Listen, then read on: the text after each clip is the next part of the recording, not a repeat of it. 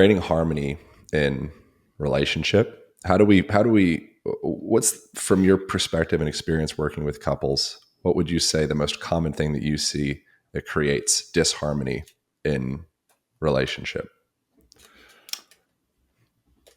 Okay, well, that is a big subject. Okay, well, let me say there are three things that kind of roll into one. Yeah. Okay, one is the moment somebody stops telling the truth about their authentic experience. Like if Mm, they don't say, I'm mad, or I felt hurt by that, or I'm scared right now, or um, whatever it is, if you don't do that, if you hide that, that sets up a rattle in yeah. ourselves. Yeah. That rattle keeps us from, well, it keeps us from a couple of things. One, it keeps us from the direct experience of the energy vibrationally of that emotion, whatever it is we're defending ourselves against. Like if you're defending against your old sorrow, you've had a big heart aching, heart breaking event, and like many people, you haven't gotten through it yet. I don't think my mother, for example, ever recovered from my father's death. She never remarried, and she kind of replayed the memories of it throughout her whole life because he died when they were both in their mid 30s. And Wow. so her whole life was kind of a shrine to that grief. And we all suffered from it in a way because out of that grief came a lot of rage that she directed at other people. And so uh, that when the moment you come out of alignment with what you're organically feeling, you justify it or seal it off or do something with it that keeps yourself from resonating with it. The moment you do that, all sorts of problems start happening. I say it's like putting up a kick me sign on your back from the universe because you're resisting what is, you're resisting the experience.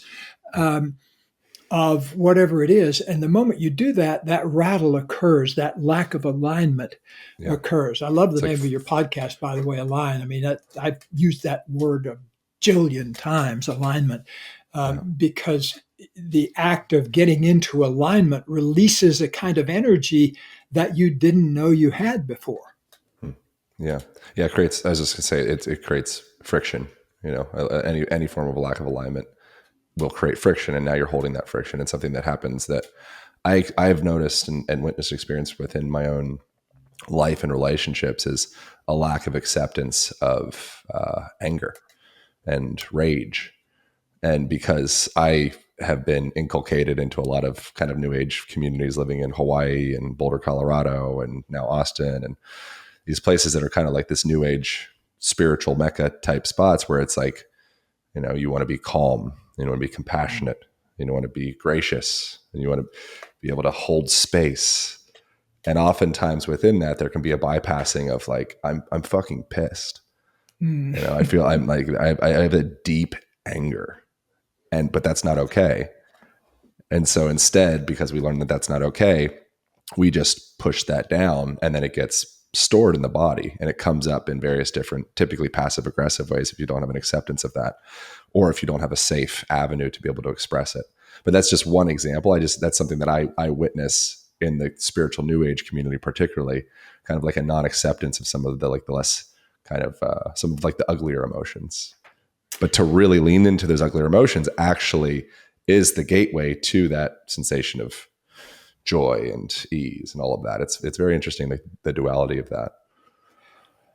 I totally agree. And there are, you can really see cultural differences. Like I grew up in the deep South, and the culture I was in, where you're supposed to be very polite about your feelings. Nobody, and I contrasted. I remember going to my grandmother's funeral, and everybody was saying things like, she's gone to heaven, she's in a better place now, and everything like Yeah. that. And that always just so rankles me, that because it's trying to talk on top of the grief that everybody's feeling. Yeah. Let's all take 30 seconds and 3 deep breaths and feel how deeply sad we feel.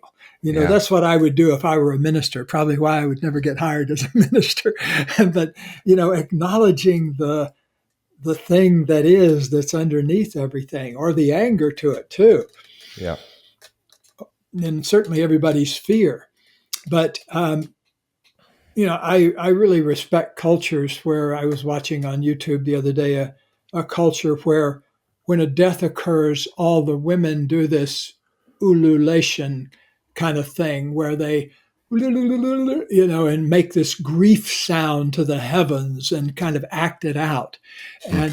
And, if you look back into like the apocryphal gospels from 2,000 years ago, uh, those were the Bible chapters that didn't make it into the official Bible, but a lot of them have some really good, juicy stuff in it that Jesus was reported to say. One of them is, if you bring forth what is within you, what Hmm. is within It'll you set will you free. save you. Yeah. If you, yes, save you or set you free. If you Yeah. do Or not bring, yeah, it will destroy then you. you destroy you or will Yeah. hold you back. Yeah. And I really, I mean, need we say more? That's it. Because, every day I certainly work with people who have been somehow not releasing their full potential, even though they may be the CEO of a Fortune 50 corporation. They're hiding still their genius zone behind their zone of excellence. Hmm. And at a certain point in life, I think human beings, in order to be really satisfied, we need to say yes to our genius. We need to say, okay, I want to have it revealed what I most love to do and how I could use that to make my biggest contribution.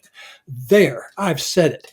I Hmm. said that, 40 some years ago, and it's been, decades now of revealing more genius and writing more about it and teaching more about it, so that I haven't spent a minute since, for 30 years now doing anything that I didn't love to do and what I felt was my biggest contribution. And so to me, that's the sweet spot of living. I want everybody to have access to it. They might not need to write a book or a symphony or anything, but they can sure as heck make a soup or take their kid for a walk or something with their genius, the fullness of their genius behind them.